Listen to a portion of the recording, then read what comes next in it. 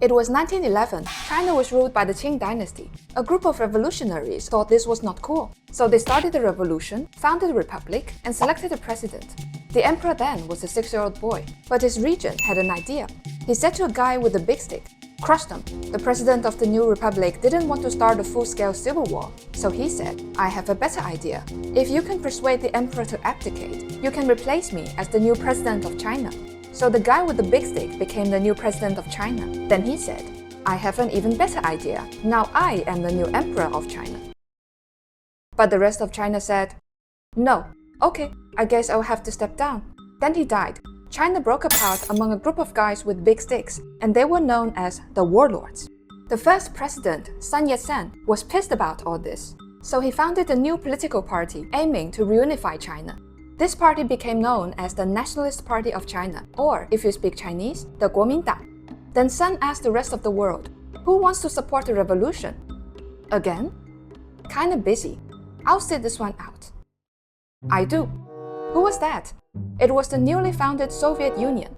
The Soviet Union wanted to expand its sphere of influence in China and wondered, is there a Communist Party in China? Oh, there is. The Chinese Communist Party. The Chinese Communist Party, aka CCP, was founded by a group of Marxists. They met in Shanghai in July 1921, held their first congress, elected their first leader, got hunted by angry French police, and went back home minding their own business. It's not like they were going to change the course of Chinese history or anything. Years later, after they changed the course of Chinese history, someone said, "Hey, let's celebrate our party's founding anniversary." But when exactly did we found the party? It had been such an insignificant event that nobody remembered the exact date. So one big guy made the call. Why not make it July the 1st? It's as good as any other day. Then it became official. The Chinese Communist Party was founded on July the 1st, 1921. The Soviets considered supporting the CCP, but the young CCP was still too small, with only a few hundred members. This made the Soviet Union wonder, looks like they're not ready yet. But what about my plan to influence China? Who wants to support a revolution? So the Soviets turned to Sun. I do, but you two will work together, okay? And so, the first United Front was formed. Through this new alliance, members of the CCP were allowed to join the Kuomintang, with some even holding important positions. Meanwhile, the Soviet Union stepped in to help the Kuomintang build up their own army, preparing them to fight the warlords. In 1925, Sun died. Soon after, the Kuomintang split into two factions, the left wing and the right wing, both vying for leadership. But this guy named Chiang Kai-shek finally succeeded in taking over. He inherited Sun's dream of unifying China, so he launched an expedition against the warlords and successfully established the nationalist government. However, beneath the surface, China remained fragmented. Unlike Sun, Chiang didn't believe in playing nice with the communists, and he saw the rapidly growing CCP as an imminent threat. On top of that, encouraged by the Communist International, the CCP involved themselves in the Kuomintang's internal power struggles, which placed them in direct opposition to Chiang. Unhappy with this, Chiang decided it was time to deal with the situation. On April 12, 1927, Chiang initiated a violent purge targeting his political rivals in Shanghai. This crackdown resulted in deaths of thousands and effectively ended the First United Front. After the Shanghai massacre, the CCP came to the hard realization that political power grows out of the barrel of a gun, meaning that they would need an army to survive, which led to the birth of the Chinese Red Army. They started an uprising in the city of Nanchang against the Kuomintang and were brutally suppressed. Then they started another uprising in the city of Changsha and were again brutally suppressed. Then they started another uprising in the city of Guangzhou and were again brutally suppressed. After these failures, some people, in particularly this guy, began to wonder, China is an agrarian society. We don't have a large urban working class, but we do have a vast peasant population. We should shift our focus from mobilizing workers to mobilizing peasants, from cities to the countryside, from conventional warfare to guerrilla tactics. Once we build revolutionary bases in rural regions, we can leverage them to capture the cities. This is the encircling the cities from the countryside theory. But this new thinking didn't sit well with orthodox Marxists. Who is this nobody? This nobody's name was Mao Zedong. If you have never heard about him, here is a fun fact. He founded the People's Republic of China. Despite the opposition, Mao and his followers established a rural base in southern China. The Kuomintang responded by launching a series of campaigns to destroy it. The CCP commanders successfully repelled the first campaign, then the second, and then the third. Meanwhile, a group of young Soviet-educated communists gained influence with the strong backing from the Communist International.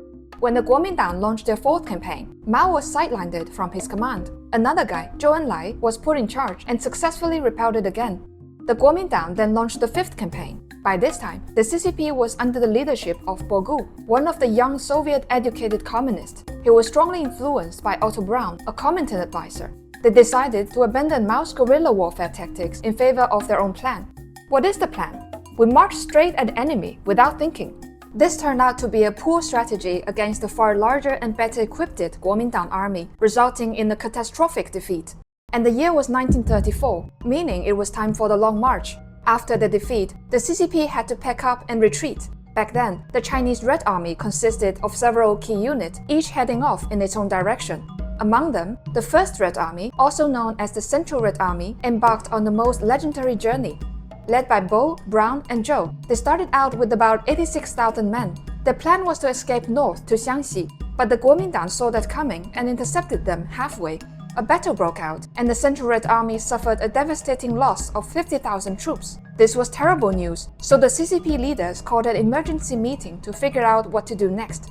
Bo and Brown insisted on continuing to Xiangxi, but the other leaders weren't so on board because they knew it was too dangerous. Perhaps more importantly, many in the CCP had previously looked up to the Kuomintang guys like some sort of messianic figure.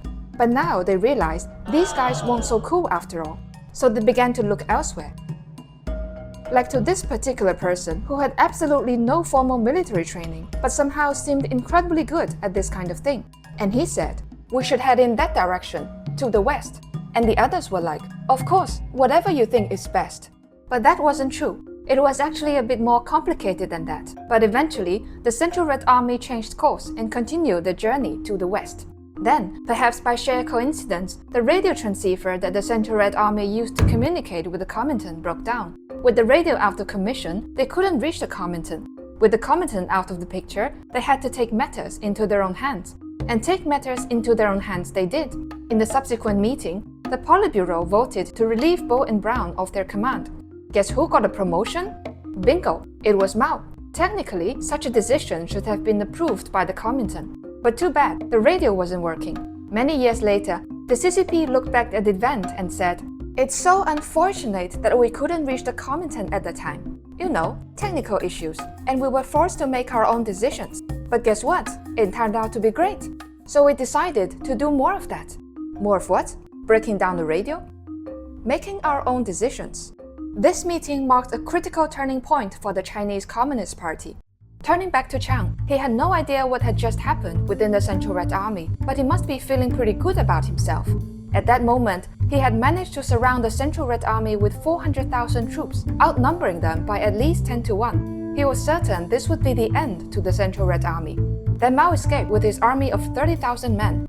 Chiang was stunned, but there is much more. Mao didn't just escape. He had his army rapidly move towards Guiyang, the very city where Chiang was located. Chiang panicked. He thought the Red Army was coming straight for him, which was exactly what Mao wanted him to think. With most of his troops scattered far away, Chiang had no choice but to order the nearest army, the one guarding the western front, to come to his aid, which was exactly what Mao wanted him to do. With that army redeployed, Mao swiftly changed direction and marched westward, unopposed.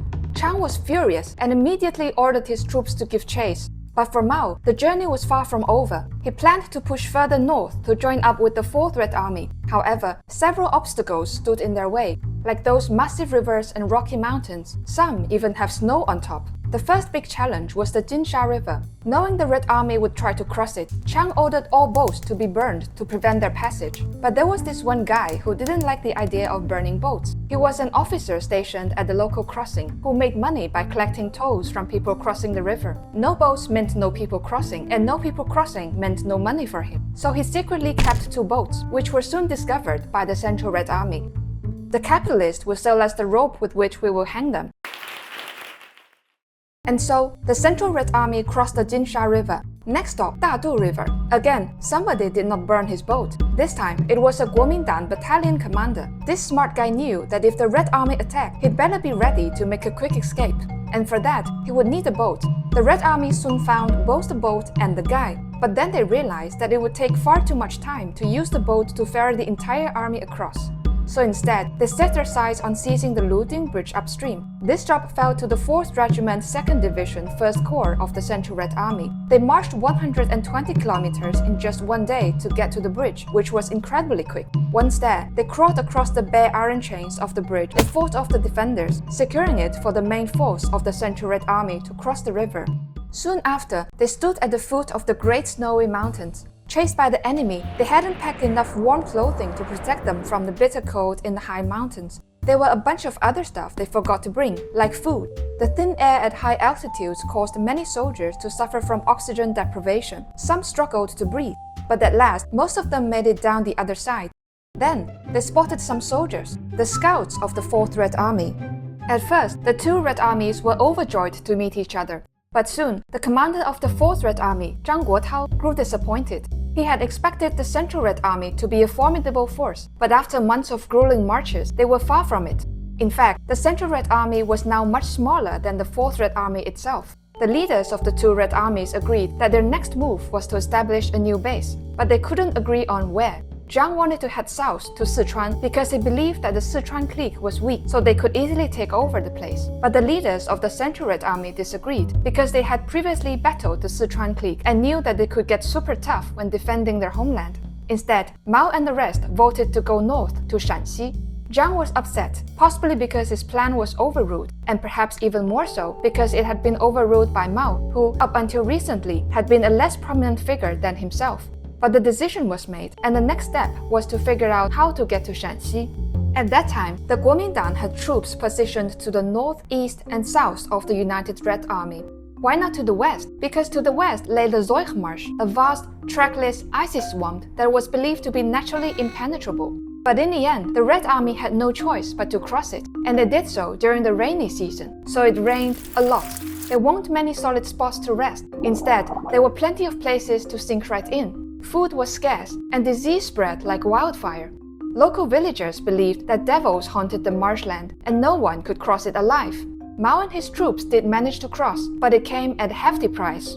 And the problem was far from over. After crossing the marsh, Mao telegrammed Zhang, urging him to join forces with the Central Red Army. Zhang refused. Mao tried again, and Zhang refused again. This back and forth continued for a couple of more times, and tension arose. Things were looking pretty bad for Mao. The 4th Red Army had far more troops than the Central Red Army. If Zhang decided to settle matters by force, he might be able to do it. Fearing this, Mao and the troops from the Central Red Army secretly headed north, and so the two Red Armies parted ways. Zhang then declared himself the leader of the CCP and led his army south as he wished, but he was soon defeated by the Sichuan clique. The Central Red Army's leader had been right. The Sichuan clique was formidable at defending their homeland. They would soon prove their strength in an upcoming war. In October 1935, the Central Red Army finally arrived at their destination. Only a tiny spark of 8,000 troops survived. They were greeted by another Red Army already there, and more would join them in the following year. Together, they set up a new base, with its capital becoming known as Yan'an.